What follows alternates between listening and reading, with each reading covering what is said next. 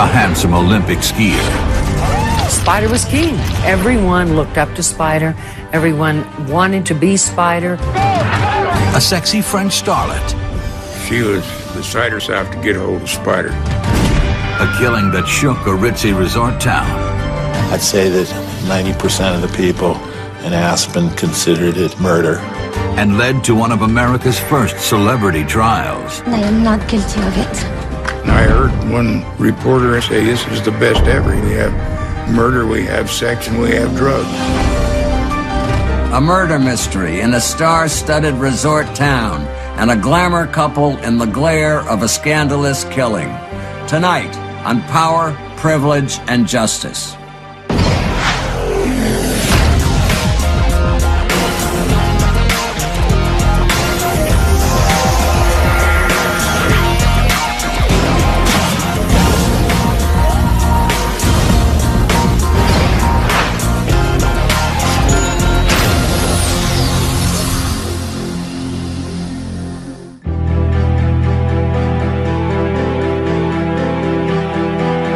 (1976).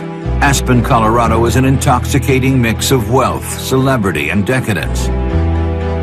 At just after 5 p.m. on March 21st, Lieutenant Bill Baldridge is on patrol in his squad car. I heard the call go out to one of our district cars that there was a shooting at Starwood at Aspen.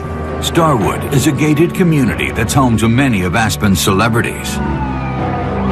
The chief of security was there at the gate. I just said, come on, go with me, and we went. Baldridge and Security Chief Roy Griffith reach the chalet. It's the home of pro skier Spider Sabich and his girlfriend Claudine Longet, the ex-wife of famed singer Andy Williams. The door is open. Claudine Longet lies slumped in the hallway, sobbing. Claudine was there, visually upset, and Griffith asked Claudine what happened. And Claudine told him she shot Spider. Spider Sabich is on the bathroom floor, bleeding from what appears to be a gunshot wound to the abdomen. An ambulance quickly arrives on the scene to rush Spider to the hospital. A distraught Claudine begs to go with him.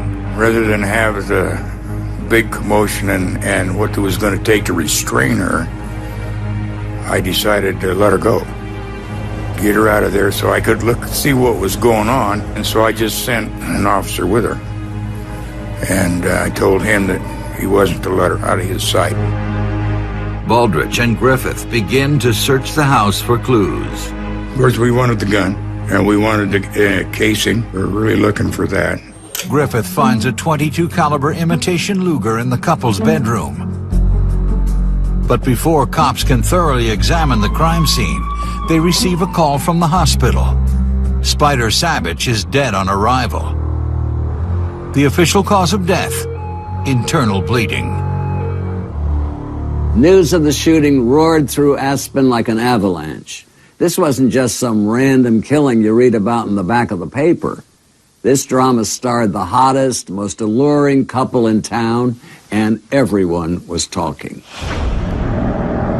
At the hospital, the district attorney looks to Claudine for answers. I went by the examining room. What I wanted to do was to perceive what her mental state was, what was going on here.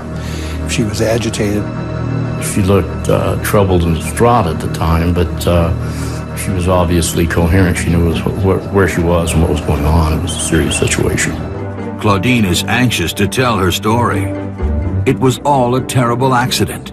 Spider was going out of town. She wanted to know how to use the gun for safety. That was her defense, that Spider was showing her how to use the gun because he was leaving and it went off accidentally.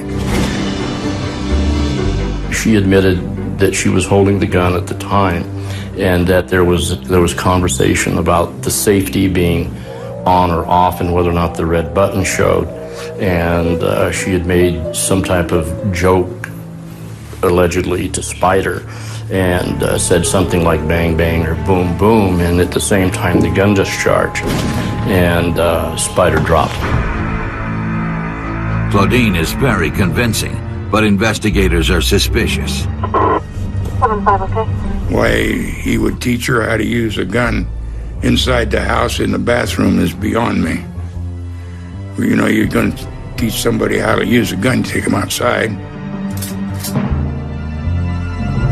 We started to wonder immediately about what was going on here and what the reasoning was for her to need a gun. There was no need where that house was at and the security that was afforded that neighborhood at that particular time for her to be worried about herself or the children and immediate maybe intrusion into the home. Sabich's autopsy reveals that the bullet that killed him ripped through his descending aorta. Claudine's credibility takes another hit when police examine X-rays. Investigators believe that Sabich may have had his back turned when he was shot. When we saw it in the X-ray, the position of that projectile in him told us that he was bending over and he wasn't paying attention to her. Claudine's claim that the shooting was an accident is becoming more suspect by the second. Things weren't quite stacking up as far as what we were seeing at the very early stages of the investigation. So we proceeded with the idea that there possibly could have been premeditation in the shooting. At 8 p.m., Claudine is taken to the Aspen Police Department and questioned by Lieutenant Baldridge. There's only two of them there. She had the gun and Spider got shot, so we just went ahead right then and arrested her. Claudine hires prominent Aspen attorney Ron Austin to represent her. Just said that you can't book her, I'm taking her out of here on bond, and I said, well, I know you're going to take her out on bond, but I'm going to book her, which I did. We booked her and we released her. Claudine Longet is charged with homicide and criminal negligence. But this murder suspect has help on the way. At 10 p.m., the Aspen County Airport, normally closed in the evening, is opened for a private jet. On board is Claudine's ex, celebrity crooner Andy Williams. I mean, these people have a way of doing what they want to do. At 11 p.m., a judge is awakened and warrants are issued to search the crime scene. Investigators need to take a closer look. We were looking for, hairs, fibers, anything that would give us a clue whether there'd been a physical altercation or something like that. The drawers weren't open or ransacked. The furniture in the room was fine. It was lacking, really, any physical evidence. There wasn't anything earth-shattering there, except for that diary. Longet's diary was on top of the dresser. It was a large book, and she had been writing in it, obviously. What secrets lurked in that leather-bound diary? With all of Aspen clamoring for answers, it looked like Claudine's life was about to become an open book. Everybody was very upset, extremely sad. Their town hero had just been killed, and no one could really believe it. The shocking news of Spider Sabich's death rockets through Aspen on the morning of March 22nd, 1976. I heard it on the radio the next day, and then I read about it in the weekly Aspen Times. It was the buzz of the town. Claudine Longet, spotlight on Aspen. The town was not happy on any level. A lot of the community was very upset that this very bad publicity had fallen in our direction, and that America's top ski racer was dead at the hands of some paramour. Claudine Longet had finally made it to center stage, but it wasn't the kind of fame she'd spent her life in search of. Claudine Longet always dreamed of fame and fortune. At 18, she left her Paris home for the neon lights of Las Vegas. Trading on her authentic French roots, she landed a coveted spot in the Folies Bergère, Vegas's hottest new burlesque show. She was quite unique. Between her French accent and her very gentle voice and her waif-like appearance, she was very different. But Claudine's big break didn't come on stage at the Tropicana. After a show one night, her car stalled. A good Samaritan pulled over to help. Behind the wheel was singer and Vegas headliner Andy Williams. The 33-year-old bachelor found the young exotic showgirl from Paris irresistible. Despite a 14-year age difference, they were married on Christmas Day, 1961. I guess Claudine's car broke down at just the right time. In 1962, Andy Williams released his signature song, Moon River. He was quickly becoming one of America's favorite crooners. Andy Williams was many times mentioned in the same category as a Frank Sinatra or a Perry Como or the people who were really big back then.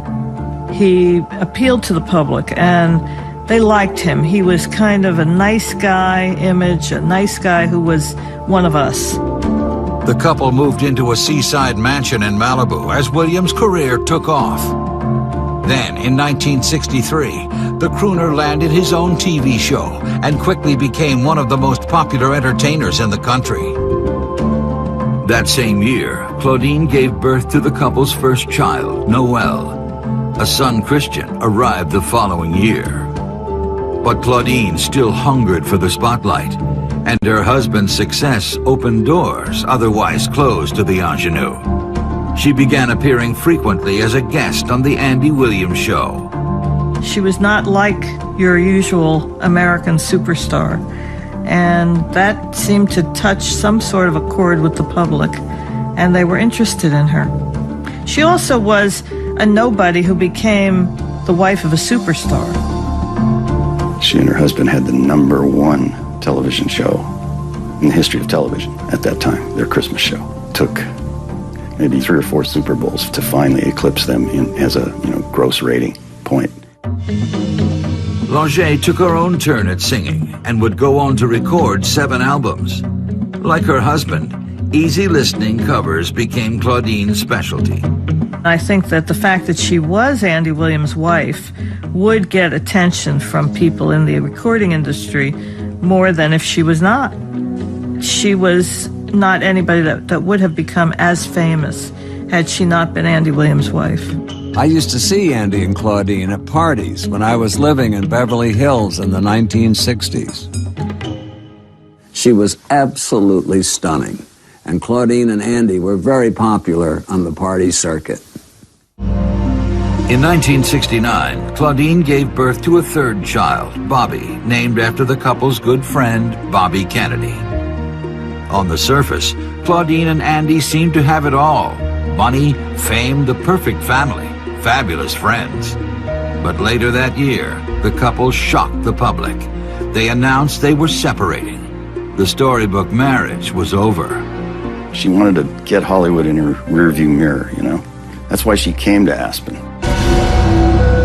Aspen in the 1970s is a freewheeling community of thrill seekers, trust fund bohemians, and vacationing celebrities. An ideal place for the stunning chanteuse to land. Claudine, at that time, everybody said, "Oh my God, a woman, she gave off heat." One weekend at a celebrity ski exhibition, Claudine meets Aspen, Colorado's homegrown hero, pro skier Spider Sabich. He was young, he was handsome, and he was rich. Spider was king. Everyone looked up to Spider. Everyone wanted to be Spider.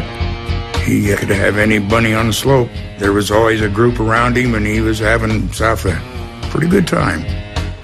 There is an instant attraction. Claudine wants to see Spider again. She taps mutual friend, pro skier Billy Kidd, for help. She wangled an invitation to stay that weekend at Billy Kidd's house. We were invited to Billy's house for dinner. That's how it got started. By the end of the weekend, Spider and Claudine are inseparable. In the beginning, it was a very intense, passionate relationship. It was a world-class love affair. A dashing Olympian and his sultry French girlfriend. Spider and Claudine turned heads wherever they went. But, as Cole Porter once wrote, this affair was too hot not to cool down. Spider Sabich was a hero in Aspen. He was probably their most famous resident at the time that he died. He was very handsome, he was very dashing, and he was a member of the community, and everybody loved him. In the aftermath of Spider Sabich's death, investigators are sifting through evidence trying to piece together what happened. And all of Aspen is asking, how could a storybook life end in such tragedy? Born Vladimir Sabich in 1945 in Kibbutz, California, Spider faced an uphill battle from day one. Spider was a preemie, and he was kind of in a box with a heating lamp over him at the nurse's station, and he was all arms and legs, so his dad said he looks like a spider, so he was Spider all his life. It wouldn't take long for the scrawny baby to turn into a brawny bomber on the slopes. As a teenager, Spider aced one competition after another. He went on to win 2 world championships, and in 1968 competed in the Winter Olympics, placing 5th. In 1971, Sabich moved to Aspen, Colorado. Pro skiing in America was just taking off, and Aspen was the place to be. For a town where skiing was so young, and especially young in America, he was extremely important to the sport and to us, and someone that we were very proud of.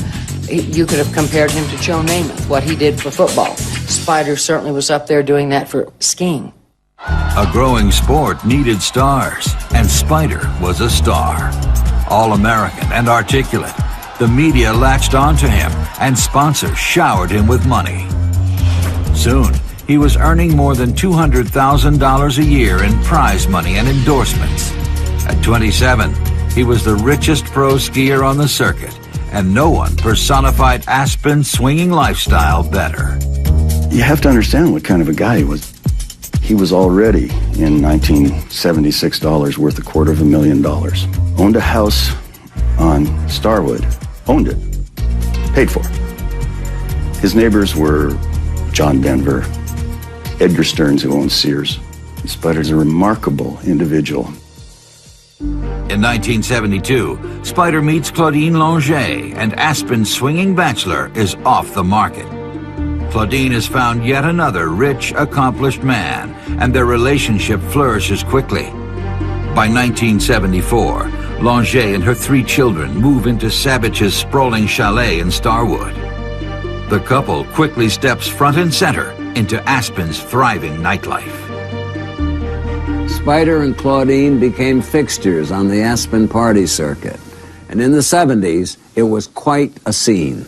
Back then, it wasn't just the slopes that were frosted with white powder.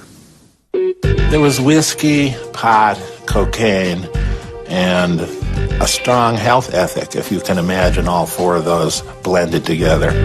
Everybody worked hard so they could play hard, and play was the primary goal, and everyone did it rather well. At the non-stop string of late-night parties, Claudine takes on the familiar role as second fiddle to a more famous mate. She was an outsider who had come to their town and moved in with her children and captured the most eligible bachelor in town, Spider Sabich. There was a lot of resentment against her. To suddenly be hampered by someone who wanted all his attention, all the time, to the point of not wanting anybody, any outside influences. It was a drain. By 1975, friends begin seeing cracks in the facade of Spider and Claudine's storybook romance. He and I were standing on the other side of the room from where Claudine and her sister were sitting, and his eyes got really big. He was looking over my shoulder, and I felt something come past my ear, and I watched a wine glass hit him in the chest, break up, and fall to the floor. And Spider just looked up at me and he said, "Lily, I think Claudine's trying to get my attention." Professionally, Sabich is facing pressure of a different kind. A compressed vertebra has knocked him from the top of the sport. By the 1976 season, he's ready to take himself off the pro circuit for good. With less pressure to perform on the slopes, Sabich's late-night partying increases, but Claudine is often left home to care for her 3 children. She was so intensely jealous. Everybody by that time was pretty much had realized, including Spider, that this was beginning to be a very damaging relationship. And it wasn't like Spider to surround himself with that kind of negativity. By January of 1976, Spider Sabich has had enough. They began fighting more and more, and it got to the point where I had dinner. He said, I just cannot get rid of her. I don't know what to do. I don't know how to get her out. I don't want to hurt the children, but she won't leave. Tell me what to do. Spider makes up his own mind. In early March, he asks Claudine to be out of the house by April 1st. He asked me on to go for a walk with him. We walked for a long time. That's when I learned that she was moving out, she and the kids, and it was over. Claudine must have been in a state when Spider asked her to pack up and ship out. And without the golden boy by her side, her life in Aspen would head downhill fast. Just days after the shooting, investigators are trying to piece together why Claudine Longet pulled the trigger. Looking for answers, they turn their attention to her relationship with Spider Sabich. The interviews had told us that the relationship had been deteriorating and that Spider had made the decision that his relationship with Claudine was not going to go any further. And it was a very tragic situation and a very difficult situation. It did become a drag on his life, I think. It became difficult for him to have friendships. He had asked her repeatedly to move out, and the only reason she wasn't thrown out was because of her children. He really loved her children. Police discover that Spider and Claudine spent the morning of March 21st apart. He hit the slopes. She went into town. Claudine was spotted sipping wine at an upscale local bar called Little Nell's. Later that afternoon, she joined Spider at a party thrown by ABC sportscaster Bob Beatty. A few people just noted that they didn't be quite as close as they usually were. They left the party separately. Investigators learned that after the party, Claudine drove around Aspen looking for Spider. She was driving erratically and recklessly. She was beside herself to get hold of Spider. She was one mad lady. And then she drove through the security gate in Starwood at a high rate of speed, and the next thing you know, there was a report of someone having been shot. Now, just days after the shooting, forensic evidence begins to punch holes into Claudine's story. Analyzing gunpowder residue on Sabich's body, a ballistics expert determines that Claudine was standing at least 6 feet away from Spider when the gun was fired. Why would she be so far away if Spider was showing her how to use the gun? It was inside of 10, but no closer than 6 feet. She had to be standing on the far side of the bedroom near the bathroom door. When officers examine the bathroom, they find more inconsistencies. Looking at how the bathroom was, it was pretty apparent that he was bending over, he was cleaning up, and in the house you could see where he was preparing to shave at the time. And the projectile struck him low at the bottom of the rib cage and then traveled because he was bent over. So he had his back turned to Claudine when she was talking to him. Police also discover that Spider was a skilled outdoorsman who knew how to handle guns. Anybody that knew Spider knew that he was raised with guns. His father was a highway patrolman. They knew guns, and they knew where to keep them and how to use them, and they never, ever would have pulled a gun out that was loaded in a house and let someone inexperienced use it. That just would never have happened. When I found out he was shot in his bathroom, that I knew that she had to have done it on purpose. There was things that weren't stacking up. There was really no need for the gun to be out. So the weight of the story about wanting to see the gun and make sure how it works and so forth just wasn't meeting muster in our mind at that time. A closer examination of the spent cartridge found in the gun yields another troubling clue. According to District Attorney Frank Tucker, Small indentations are clearly visible in the area where the gun's hammer would strike the cartridge. The gun failed to fire 2, 3, 4, 5 times. She just kept hammering on the same cylinder. If you're just asking for a little demo, dear, on how to protect yourself, you don't start firing the gun multiple times, pointed in the direction of the guy that's giving you the instructions. Had the gun not jammed, there may have been more than one shot fired from that gun. She probably would have shot him as many bullets as in the gun, but it jammed on the first one. So. Police suspicions of premeditated murder are high. Investigators next turn to motive and to Claudine Longet's diary. I examined the diaries. The motive for all of this was right there. And there was Spider, and he was there, and he was telling her that on the 1st of April she was toast, and she was down the Starwood Road. And she wasn't going to have that. She was going to bring it under control. She was going to manage this guy to the extent that he was not going to dump her. And that was what the diaries were about. The prosecution thought they could use Claudine's own words to map out a motive, but she wasn't about to be taken down so easily. As investigators close in on the truth about what led to Spider Sabich's death, rumors are sweeping across the small resort town. Well, you heard everything. You heard that it was a total accident.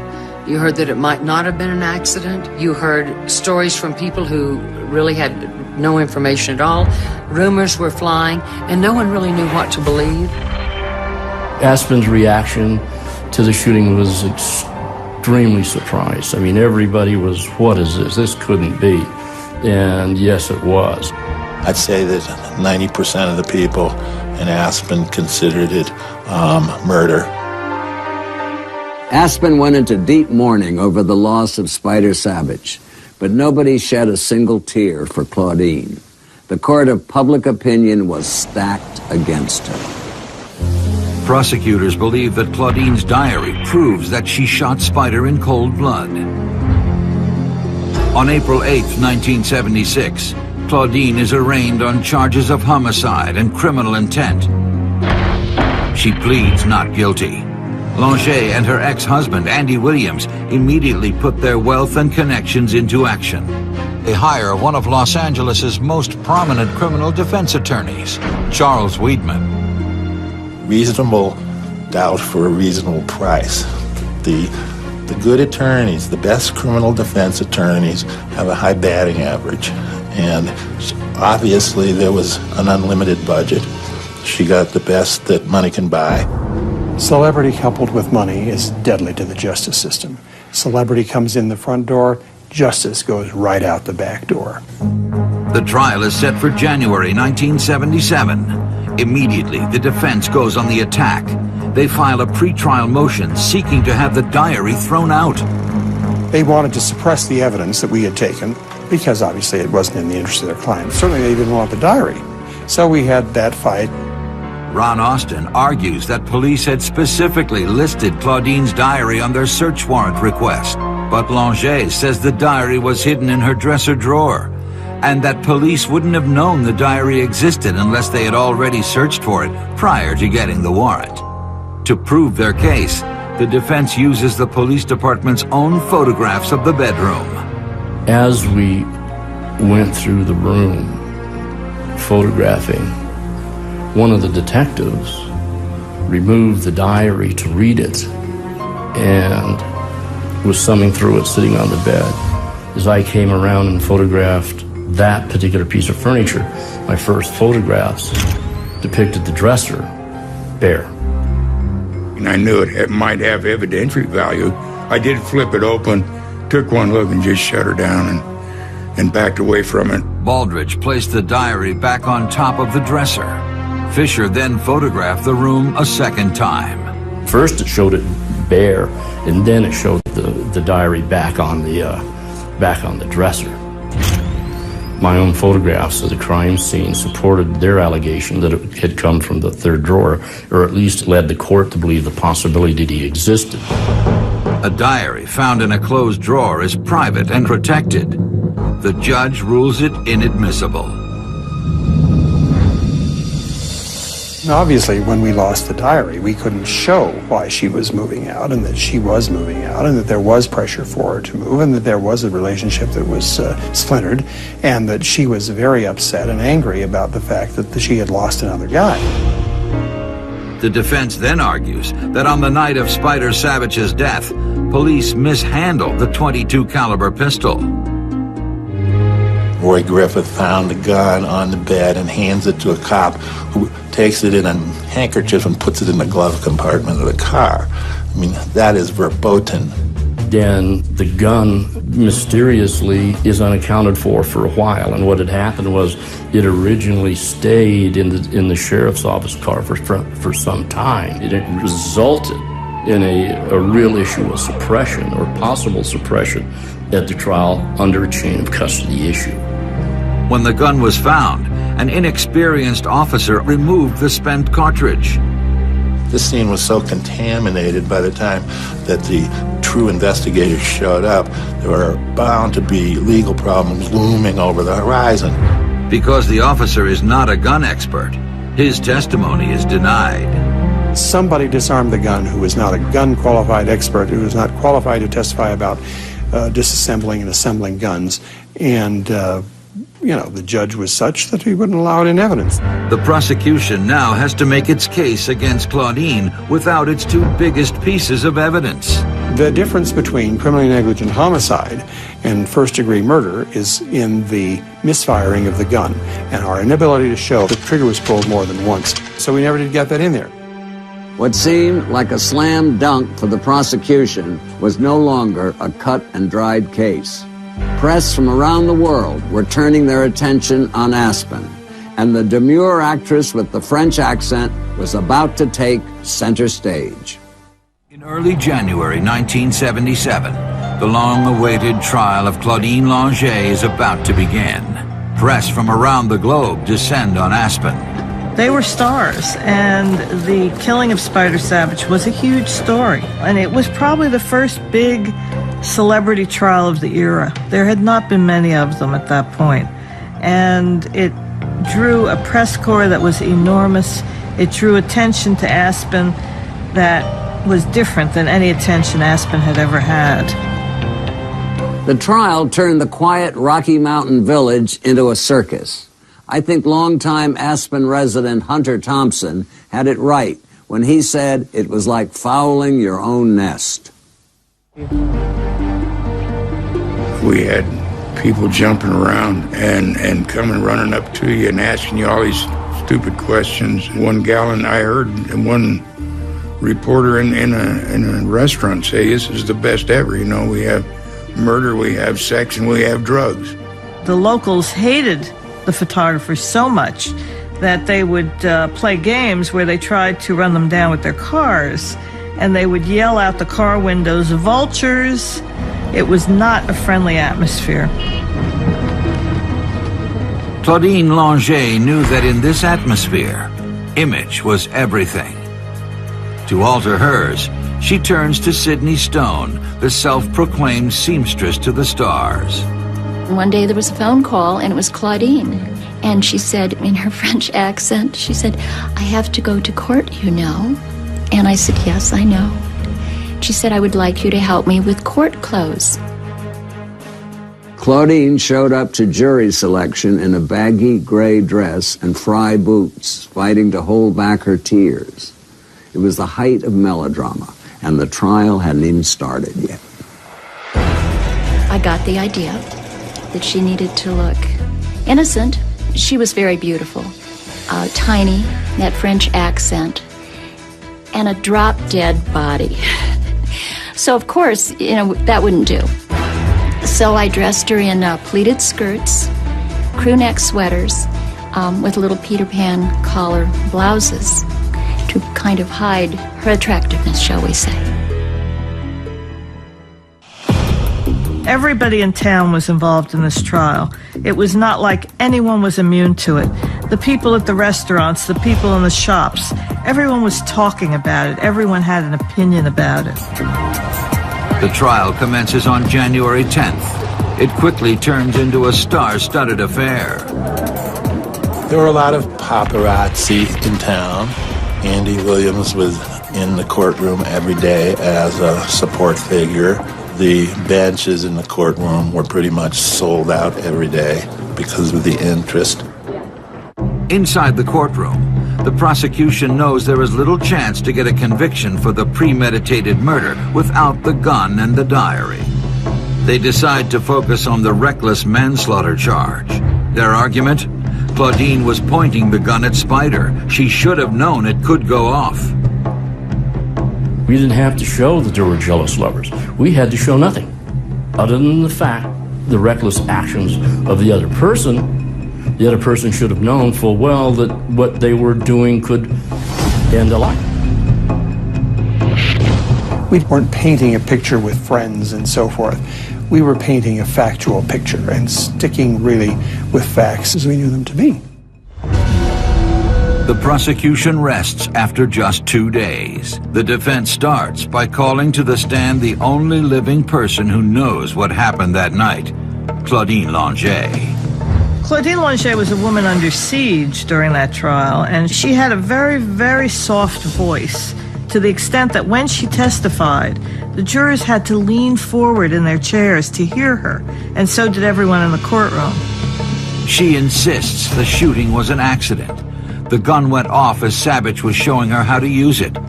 He promised her the safety was secure. They were in love and the best of friends. She had no reason to want him dead.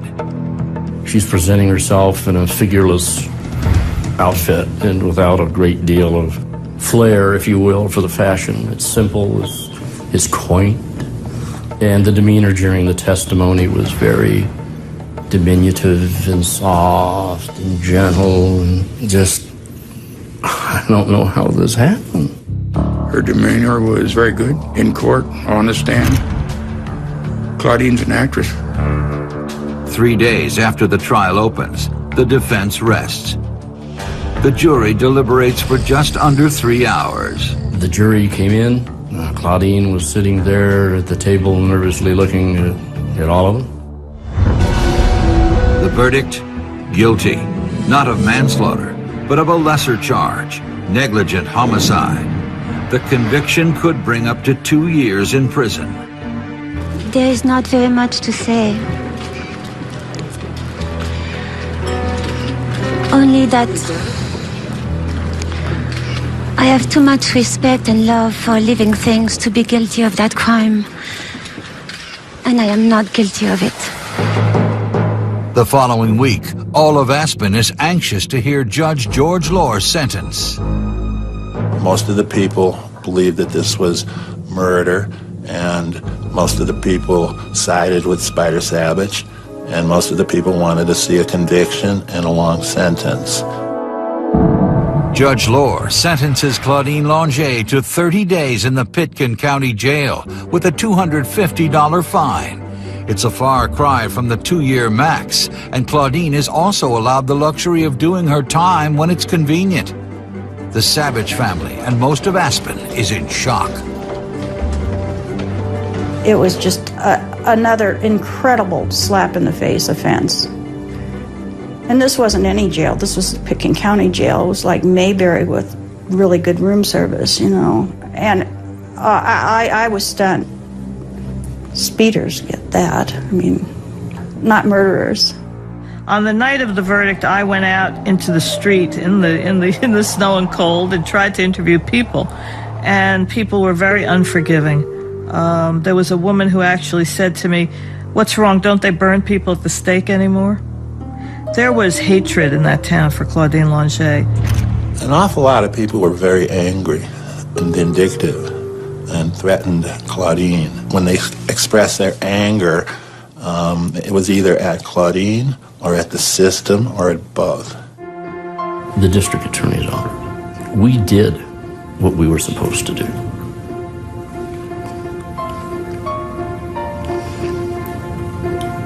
The judge did not. It negated his life.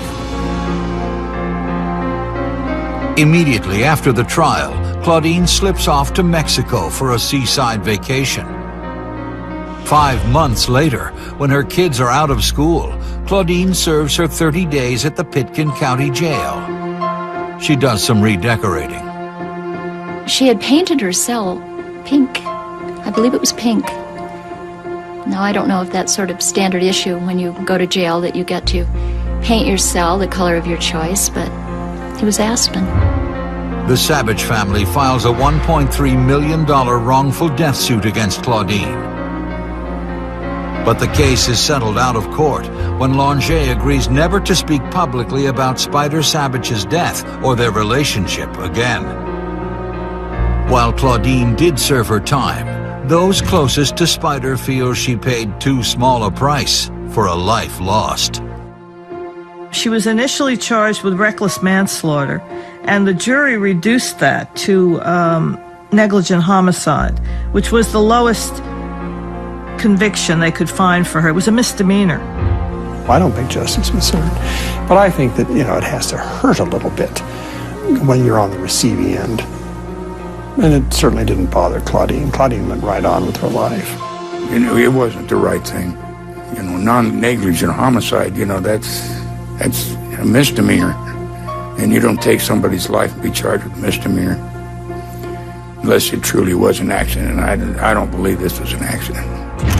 She killed him one way or another, but I didn't hear of very many people that didn't feel that she had just robbed us all of a really incredible human being.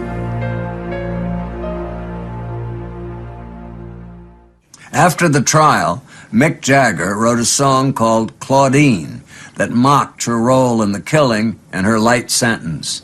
The song was slated for the Rolling Stones' Emotional Rescue album, but due to legal wrangling, it has never been released. Claudine married her defense attorney Ron Austin in 1985, and the two continue to keep a home in Aspen. For Court TV, I'm Dominic Dunn.